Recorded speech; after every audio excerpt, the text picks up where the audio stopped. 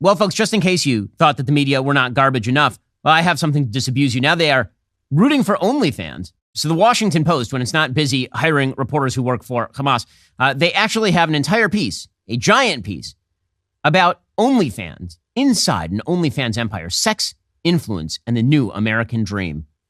Yeah, things are going great here in America. Quote, in the mornings, the workers of Bryce Adams' OnlyFans empire buzz in through a camera-wired security gate, roll up the winding driveway that cost $120,000 to pave and park outside Adams' $2.5 million home office studio complex.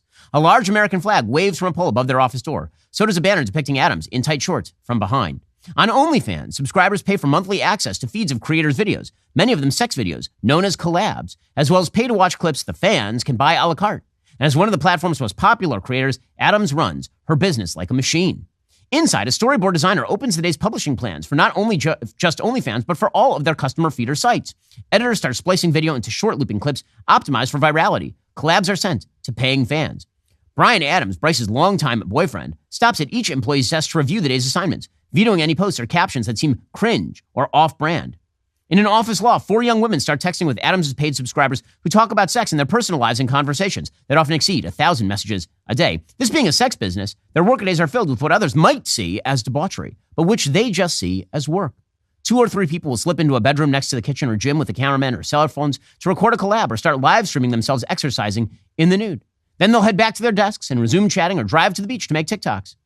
After a few days, the video editors will upload the files to the OnlyFans servers with names like Bryce and Holly Shower or Sex on a Jungle Trail, retailing for $25 a scene. Ugh, so amazing. Just incredible. In our American creator economy, no platform is quite as direct or effective as OnlyFans, says the Washington Post. Since launching in 2016, the subscription site, known primarily for its explicit videos, has become one of the most methodical, cash-rich, and least-known layers of the online influencer industry, touching every social platform and, for some creators, unlocking a once unimaginable level of wealth. And so they talk about how professional it is, how magical it is, how great it is.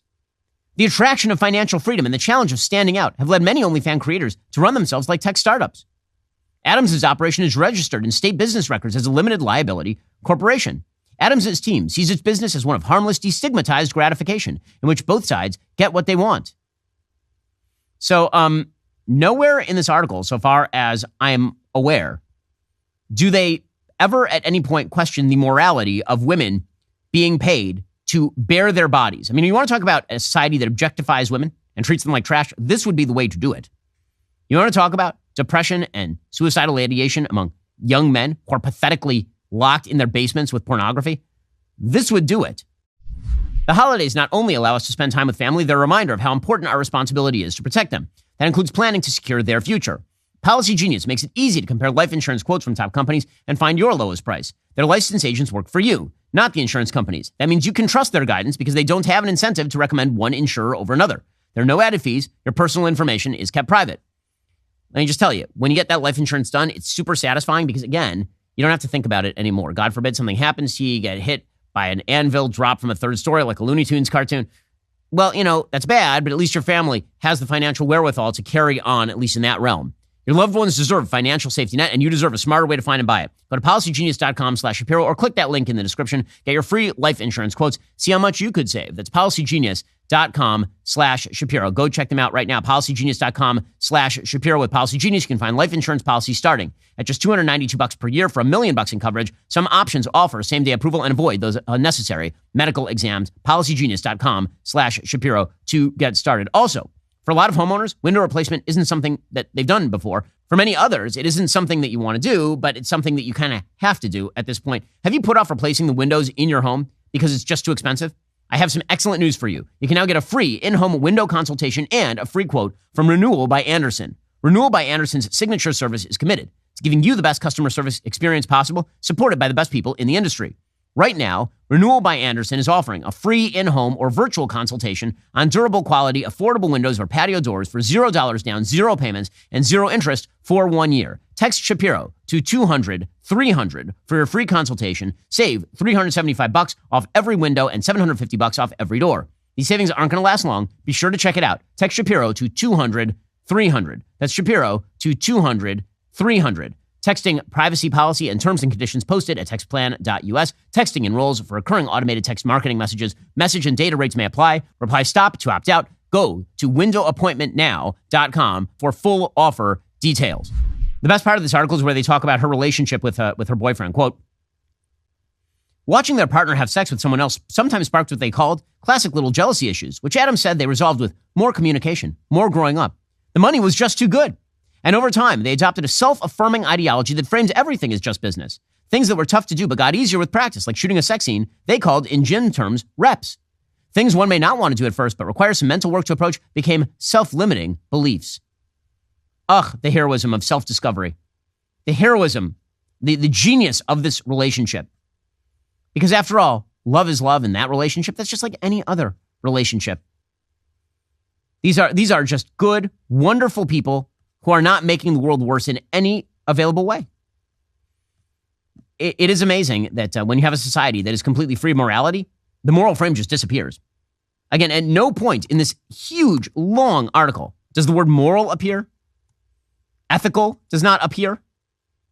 Promiscuity does not appear. Like, at no point does anyone say, maybe it's bad for men and for women that there's an entire open market of women selling pictures of their nudes to men online. Now, that's actually quite bad.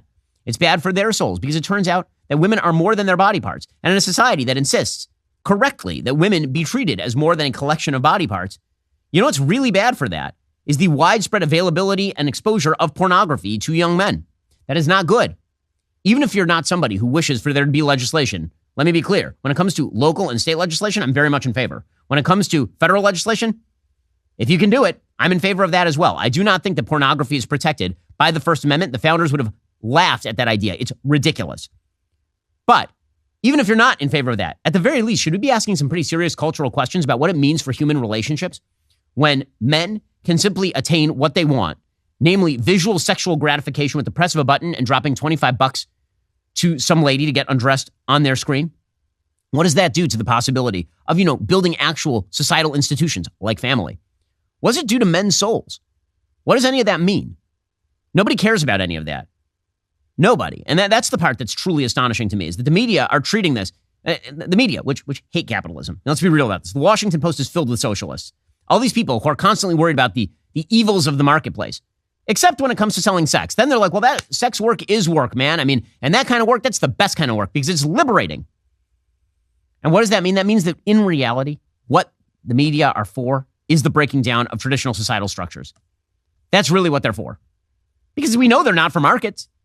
They've yet to meet a regulation or tax they don't love. But when it comes to OnlyFans, suddenly they're pro. Quote, the platform bans real-world prostitution as well as extreme or illegal content and requires everyone who shows up on camera to verify they're 18 or older. Beyond that, OnlyFans operates as a neutral marketplace with no ads, trending topics, or recommendation algorithms, placing few limitations on what creators can sell, but also making it necessary for them to market themselves or fade away. Erotic content on the platform is inescapable. Online OnlyFans creators are categorized as independent contractors of the platform. I mean, again, it's all just about the business. And at no point does anyone ask, is the business good? Is the business worthwhile? Doesn't matter. Doesn't matter. These are true. She's an empowered feminist hero. This lady who degrades all women, and by the way, men, by selling sex for a living. Are you tired of the lies and the twists of the mainstream media talking points? Yeah, me too. Join me in my newest series, Fact, where I dismantle and bring truth to this tiring mainstream agenda.